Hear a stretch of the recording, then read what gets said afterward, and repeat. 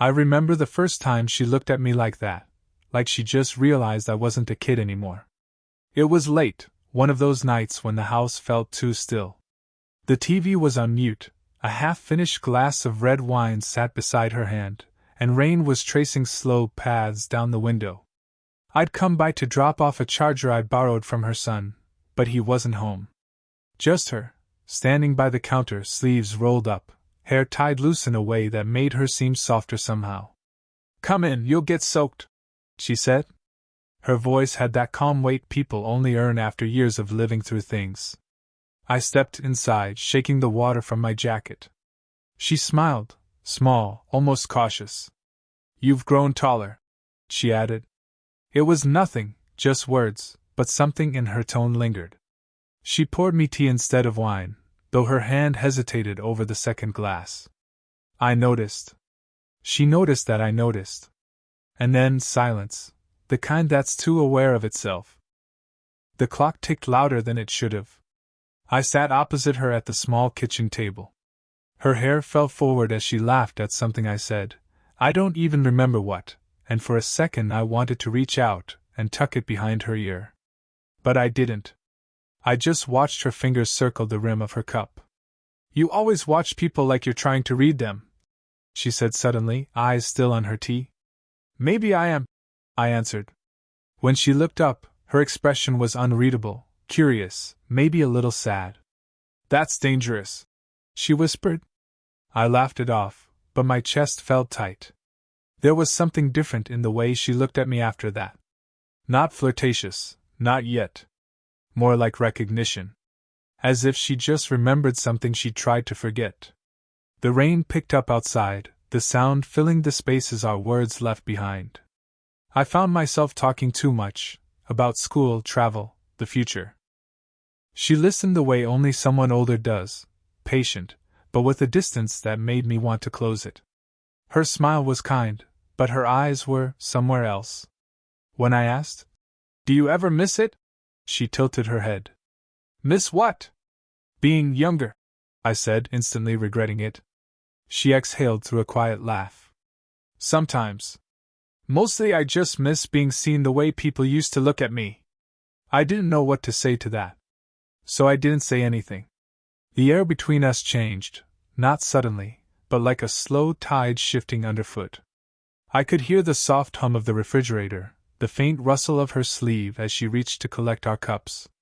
When her fingers brushed mine, she froze. So did I. Neither of us pulled away. Her breath caught, barely audible. Then, softer than a secret, "If I step closer," she whispered, "don't let me go." My heart stuttered. The world narrowed to the space between us, the faint scent of her perfume, the warmth of her skin, the sound of the rain swallowing every thought I had. And just as she took that tiny, trembling step forward, the front door opened. Her son's voice echoed from the hall. "Mom? You still up?" She didn't move, not for a heartbeat. Then she stepped back, quickly, quietly. Her hand brushed the counter, her eyes darted away. "Tea's gone cold," she said, almost too calmly. I sat there, still hearing the words she'd whispered, and wondering if she meant them. The next time I saw her, it was almost by accident. Or maybe not. She texted me, something simple, "Could you help me move a few boxes from the garage?" It was a Saturday afternoon, the kind that stretched too long and felt a little lonely. I said yes before I thought about it. When I got there, she was in an old t-shirt and jeans, hair tied back, a streak of dust on her cheek. Somehow, even that looked graceful. The garage smelled of rain-soaked cardboard and old paint. She was trying to lift a heavy box when I walked in. "Let me," I said, stepping forward. Her hand brushed mine as she let go. The touch was brief, but it was enough to remind me of the night before, the whisper she probably wanted me to forget. "Thank you," she murmured, looking away too quickly. We worked in near silence. The rhythm of it, lift, carry, set down, left too much room for thoughts. Every time I caught her glancing at me, she pretended she wasn't. Every time I looked at her, I pretended I was just being polite. At one point, she leaned against the wall, catching her breath. "You know," she said softly, "I'm not used to asking for help." I smiled. "You don't have to be." Her eyes flicked toward me, that same unreadable look again. "Careful," she said. "You make it sound too easy." For a moment neither of us moved. The air felt thicker somehow. Her shirt clung slightly to her collarbone, a strand of hair had come loose and framed her face. She looked human in a way I'd never seen her before, tired, beautiful, real. "Can I ask you something?" I said finally. She nodded. "Why did you stop painting?" Her lips parted, surprised. "Your friend told you that?" "Yeah," I said. "He said you used to fill the house with color." She smiled, but it didn't reach her eyes. "That was a long time ago. Before his father left. Before life got quiet." The way she said quiet felt heavier than it should have. I didn't push. I just stood there, close enough to smell the faint trace of lavender on her skin. "Sometimes," she said after a pause, "quiet can be loud when you're alone in it." Her voice broke slightly on the last word. I didn't think, I just reached out, resting my hand gently on her shoulder. She didn't move. Her breath caught, then steadied, warm against my wrist. "You're a good listener," she whispered. "You make it hard not to be," I replied. Something shifted in her gaze, softer, but sadder too. Her fingers brushed mine, uncertain at first, then firmer, like a thought she couldn't take back. "I shouldn't," she murmured, though she didn't pull away. "I know." But neither of us did. The rain started again outside, faint against the roof, a rhythm neither of us acknowledged, but both felt. And when I finally stepped back, the silence that followed wasn't empty. It was charged, the kind that promises there's more coming. It had been weeks since the afternoon in the garage, but the memory of her hand on mine lingered like a bruise, faint, tender, impossible to ignore. We didn't talk about it. Not in words anyway. But something had changed. Every time I stopped by, the air between us carried that same quiet tension, like a wire stretched too tight. Her eyes lingered a moment too long, her voice softened when she said my name, and I found myself noticing every detail. The way she tucked her hair behind her ear when nervous, the way her hand brushed her necklace when she wanted to say something and didn't. That night, I came by to drop off a book her son had borrowed. He wasn't home. Again. She opened the door with a surprised smile, or maybe relief. "You shouldn't keep showing up like this," she said, voice low. "I know," I replied. But I didn't leave. Inside, the house smelled faintly of cinnamon and candle wax. She was wearing a loose sweater, sleeves pushed to her elbows, her nails bare. The soft kind of beautiful that doesn't try to be. "I just came to return the book," she finished for me, amused. "You could have waited until tomorrow." "I could have," I said. The pause that followed said everything else. She motioned toward the kitchen. "Tea?" I nodded, though either of us wanted tea. As she filled the kettle, her phone buzzed on the counter, a message from her son flashing across the screen. "Be home in 10. Her hand froze. Then she looked at me. "I should probably, I know," I said again, but I didn't move. The silence grew heavier, filled only by the hum of the kettle. She turned toward me slowly, her back against the counter, eyes searching mine for something she couldn't name. "I keep thinking," she whispered, "that this should stop before it becomes something we can't take back." I stepped closer, not enough to touch, but enough to feel her breath brush my skin. "And do you want it to stop?" Her throat tightened, her lips parting, but no words came. I could hear her heartbeat, or maybe it was mine. She took one step forward.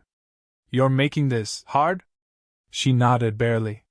The kettle began to whistle softly behind her, but neither of us turned. My hand lifted, just slightly, as if to touch her cheek. She didn't move. Then a key turned in the front door. We froze. Her eyes widened, panic flashing through them. I stepped back so quickly my heel hit the cabinet. She turned off the kettle, trying to compose herself as her son's voice echoed down the hall. "Mom? You home?" In here!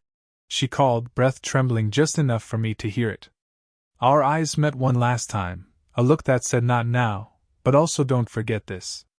Her son appeared in the doorway, smiling, oblivious. Hey man, didn't know you were here. Yeah, I said, forcing a laugh.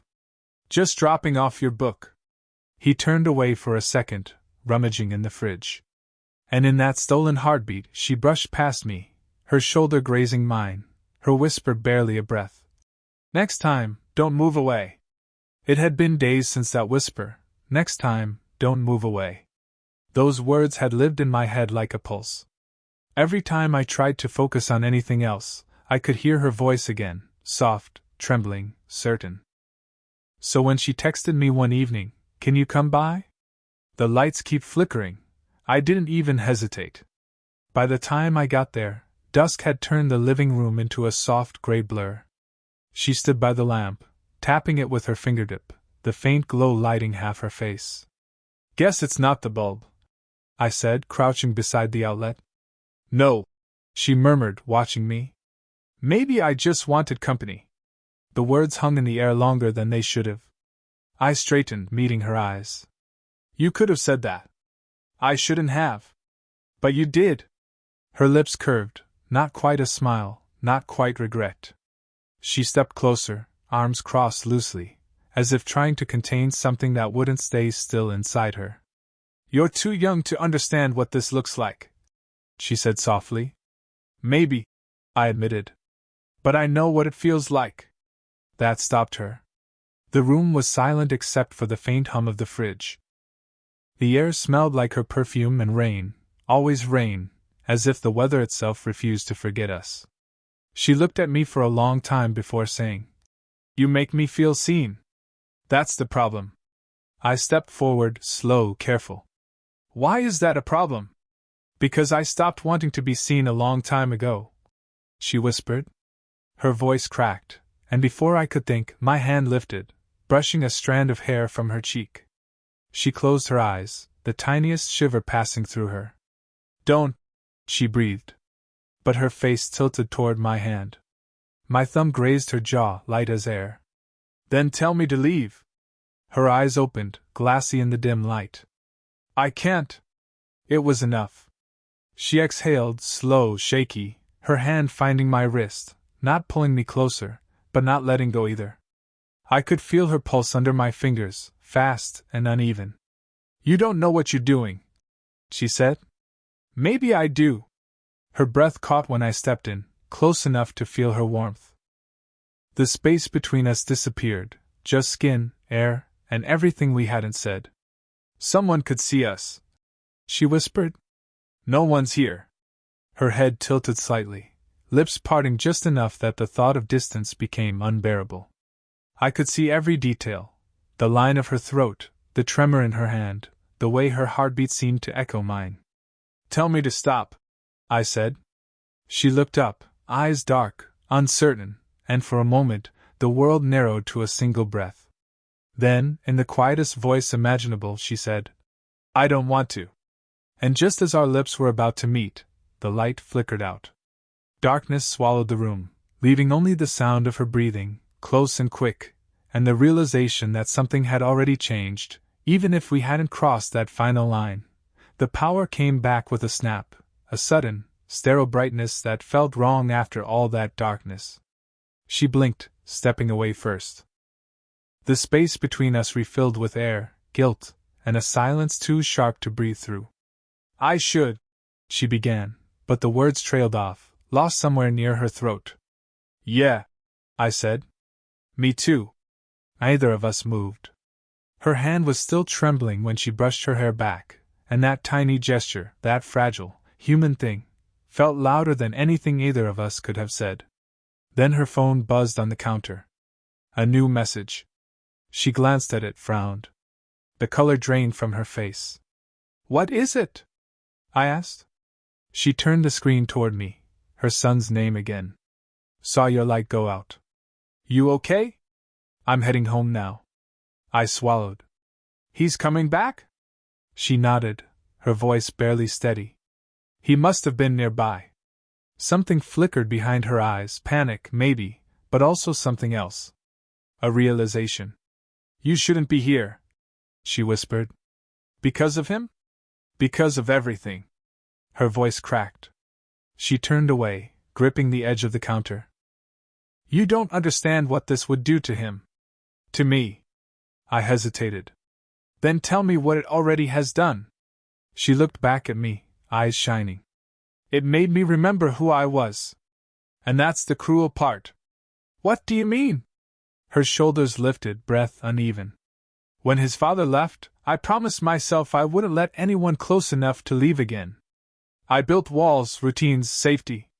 And then you. She stopped, pressing her lips together. Then I what?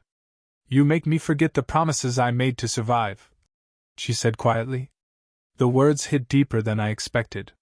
For a moment, all I could do was stare at her, the strength and fear tangled in her face.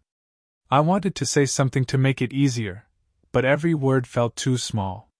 Then I saw it, a folded envelope on the counter beside the phone, my name written in her handwriting. What's that? Her eyes followed mine. She froze. You weren't supposed to see that, she whispered. I reached for it slowly, but she stepped between us, her hand pressing against my chest. The contact was electric, her palm warm, shaking. I wrote it to tell you to stop coming here, she said. But I couldn't bring myself to send it. Her voice was breaking now, every word a confession. I thought if I wrote it down, it would fade. It didn't. We stood there, so close that her breath touched my collarbone. My hands hovered at her sides but didn't touch. You could still give it to me, I said softly. She looked up, eyes wet, lips trembling. And if I do, you'll go? I'll do whatever you ask, I said. But tell me the truth first. Do you want me to? Her fingers tightened against my shirt. Her silence said everything. Outside, a car door slammed, her son's. Her gaze darted to the window, then back to me. Go, she whispered. Please. I hesitated, one breath, one heartbeat too long. Then, under her breath, barely audible. If I ask you to go, it's because I can't trust myself if you stay. And that was the truth neither of us could unhear. It had been 3 days since she told me to go. 3 days of silence, of texts I didn't send, of her absence echoing louder than her voice ever did. But that night, I found myself walking to her house again, not because I had a reason, but because not going felt worse. The porch light was off. The house was dark, except for a faint glow leaking through the kitchen window. I hesitated before knocking. When the door opened, she looked like she hadn't slept. Her hair was unbrushed, sweater loose at the shoulders. She didn't look surprised to see me. I knew you'd come, she said quietly. You didn't answer, I said. I couldn't. We stood there, the rain starting again, soft, patient, inevitable. Can I come in? She didn't move for a long time. Then, finally, she stepped aside. The kitchen was dim, lit only by a small lamp on the counter. The same one that flickered the night everything almost changed. I read the letter, I said. Her eyes lifted sharply. You didn't, you left it by the door, I said. Maybe on purpose. She exhaled, shaking her head. Then you know. I know you wanted to stop this. She laughed softly, not amused, more like tired. I wanted to protect us. But every time I try, it feels like I'm lying. The rain grew heavier outside. We both turned toward the window, though neither of us was looking at it. I can't keep pretending I don't want this, I said. My voice came out rough, uneven. You can't either. She looked at me then, really looked, and something in her face broke open. Not weakness, not surrender. Just honesty. I'm scared, she whispered. I am too. She stepped closer, her hand brushing my sleeve, almost testing if I was real. Her fingers trembled, but she didn't pull away. This could ruin everything, she said. Or it could be the only thing that's real. Her breath hitched. I could feel it, the tiny space between us shrinking, the gravity pulling us toward the same center. Her hand came up to my face, gentle but deliberate, fingertips tracing the line of my jaw. "You don't know what you're doing to me," she said, her voice low, breaking. "Maybe I do."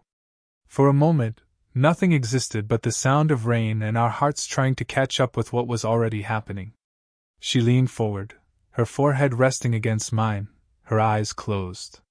Her hands slid down my arms until our fingers found each other, hesitant then sure. "I shouldn't," she whispered. "I know." But neither of us moved. The world felt suspended, just us, breath and warmth and the sharp, human ache of wanting something you're not supposed to. When she finally opened her eyes, there was no hesitation left. "Then don't let me go," she said. And I didn't. Not right away. Not that night. But in the stillness that followed, we both understood, whatever came next, it would change everything. And for the first time, either of us looked away. The morning after the rain, the world felt softer, quieter somehow. Lights slid gently through the kitchen curtains, catching the steam from 2 untouched cups of coffee. She was sitting by the table, sweater draped loosely over one shoulder, her bare feet curled under the chair. I stood by the window, listening to the slow drip from the eaves. Neither of us spoke at first. We didn't have to. Everything that needed to be said had already happened in the silence between our hands the night before. When she finally looked up, her eyes met mine, steady, unguarded. There was no panic in them now, no guilt, just the calm that comes when you stop running from yourself. "I thought it would feel wrong," she said quietly. "But it doesn't." I crossed the room, stopping beside her. "Because it isn't," I said. "It's just complicated." She smiled, the kind of small, tired smile that carries more truth than words ever could. "I spent years being careful," she whispered. "So careful that I forgot what it was like to feel something that wasn't safe." Her hand rested on the table, fingers brushing the edge of my sleeve. I covered them with mine.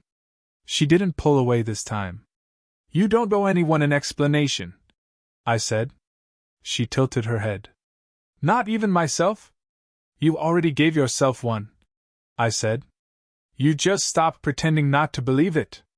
A quiet laugh escaped her, half relief, half disbelief. "You make it sound easy." "It's not," I admitted.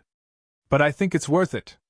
For a while, we just sat there, our hands still joined, the room filling with the soft sounds of morning, the hum of the fridge, the tick of the clock, her breath syncing with mine.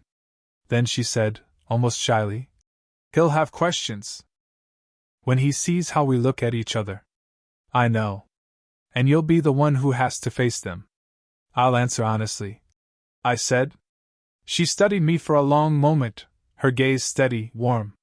Then she stood, stepping close enough that I could feel her heartbeat against my chest. Her hands came up, resting lightly on my shoulders. "If you ever doubt this," she murmured, "remember that I was the one who whispered first." I smiled, leaning forward just enough to rest my forehead against hers. "I won't forget." Her lips brushed my cheek, a soft, lingering promise. Not rushed, not forbidden anymore. Just real. The rain had stopped. Outside, the street shimmered in early light, the air clean and new. We stood there, quiet, the kind of quiet that finally felt right. Her fingers slid into mine, and for the first time, she didn't let go. Whatever came next, questions, looks, uncertainty, could wait. For now, there was only this, the warmth of her hand, the weight of truth between us, and the quiet, human certainty that some connections don't ask permission to exist.